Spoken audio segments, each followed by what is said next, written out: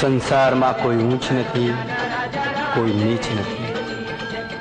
જે કંઈ છે તે માણસની કરણી છે. માટે એવી કરણી કરજો કે ભવના ફેરા ટળી જાય. જય રણછોડ.